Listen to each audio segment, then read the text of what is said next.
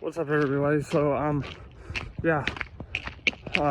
welcome to our malignantly useless, or my malignantly useless channel on this malignantly useless planet with malignantly useless nature that causes us to be, self-conscious, overly aware,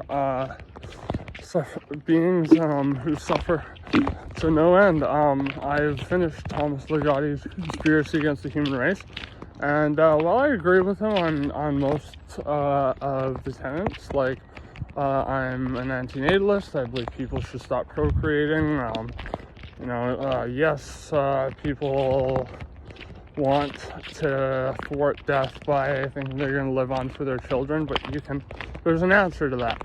You can live on through your legacy. Just influence and inspire other people. That doesn't mean you have to fucking procreate. And I believe that, yes, determinism is true. We have little to no agency, only an illusion of agency. And Ligotti, though, he has a very extreme solution to all of this. He doesn't like Zappa, who he constantly cites. He doesn't say, we should sublimate our suffering by channeling it through, a hobby, an artistic form of expression, what have you. He says, no, we should fucking kill all of, not just humans, but life in general, because nature was responsible for creating us, so it's kind of an act of vengeance. And he was like, since you can't convince most people to believe that life is a bad thing, we might as well just kill everyone anyways, because, if we were to argue and try to convince people into believing that, then, they would never come around. I'm gonna smoke a joint of Callum's slamming sledge here. Yes indeed. But here's my answer. Yes.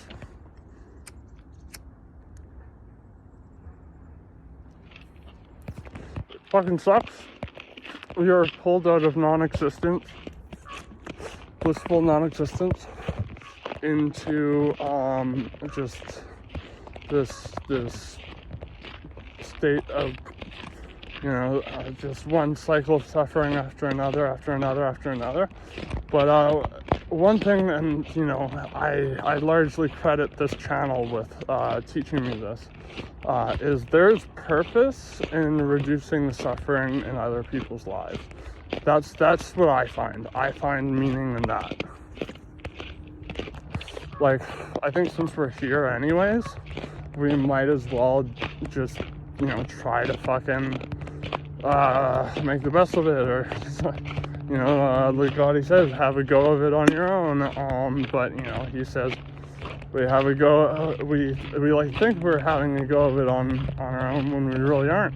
And yes, that is probably true. We probably are making decisions based on our programming, but we still, even if it's illusory, we still have this sense of will and agency and responsibility. And since we're here, I think we might as well just, try to do what we can to rectify the amount of damage we've done to the planet and the amount of damage we've done to one another, and also to find people who are suffering in likeness to our own respective forms of suffering, and to try to help other people. Just talk to other people. Let them unburden themselves so they don't have to bottle it up and suffer even more. Like that's my solution. And I think Ligotti would probably criticize me for this, just like he criticized Nietzsche for making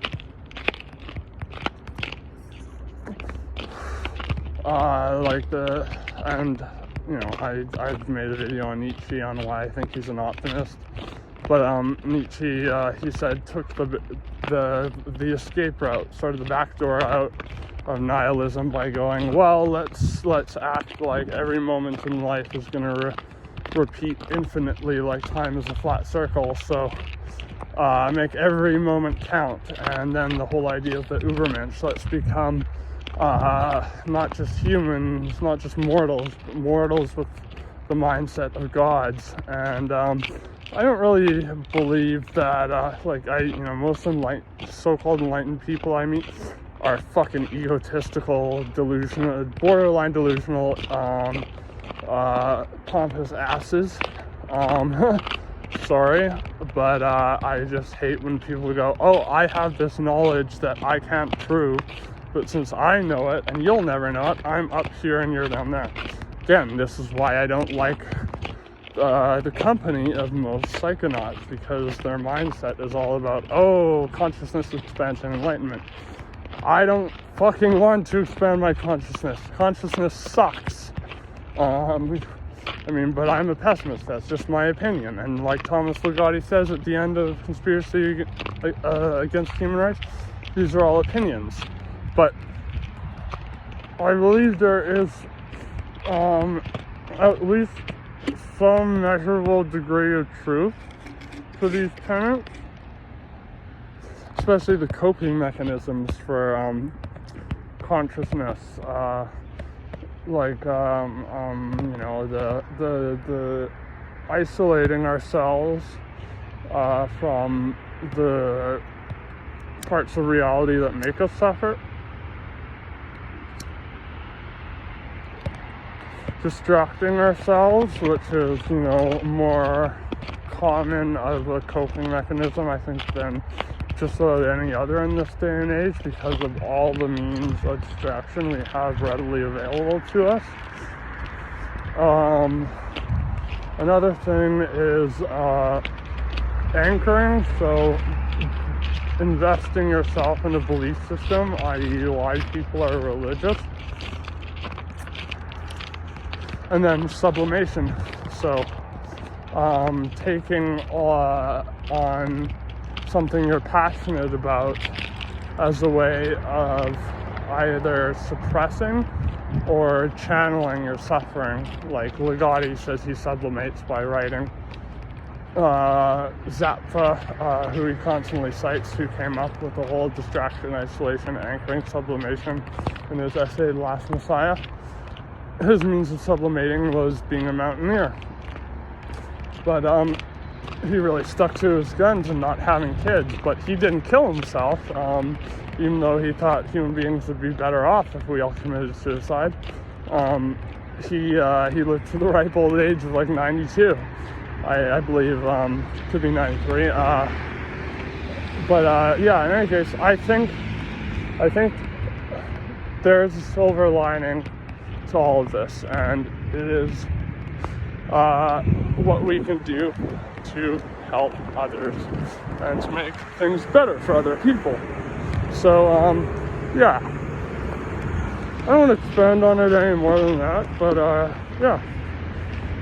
just do what you can, but keep in mind, I've had a lot of toxic relationships in my life, and a lot of this stems from I think what I, in retrospect, just psychoanalyzing myself, have deemed the bird with the broken wing syndrome, where I would find someone who was damaged in a way that was different than the damage I was currently experiencing, say as like a drug addict or homeless.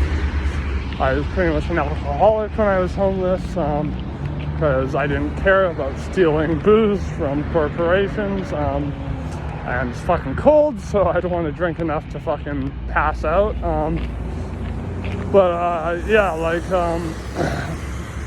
would say,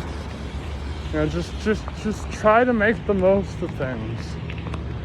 I know it sounds like a silly, very simple explanation, but I say that is the silver lining to the dark cloud.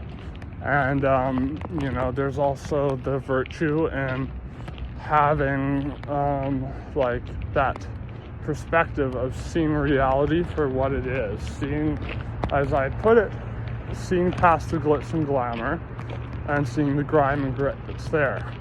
Because being able to see that grime and grit means we're able to potentially do something about it. So, yeah. It's like that scene in True Detective where they're looking at the stars, and they're talking about how the stars are the light, but in the sky, the blackness has more territory. But hey, at least there's light, so the light must be winning because it's there and it's fighting for something.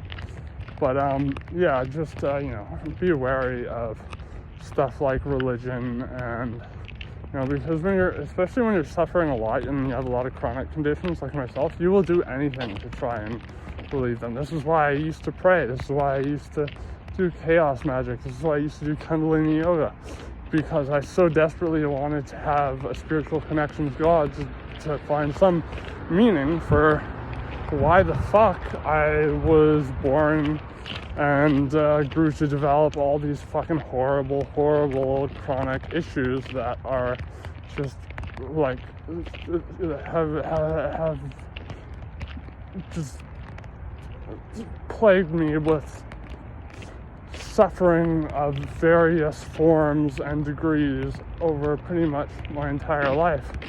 But I'm not trying to play victim at all. Like it is what it is. Can't change it, so might as well do what I can, do what I know will help. And my advice to you is to do the same. And with that, love you guys. Bye-bye.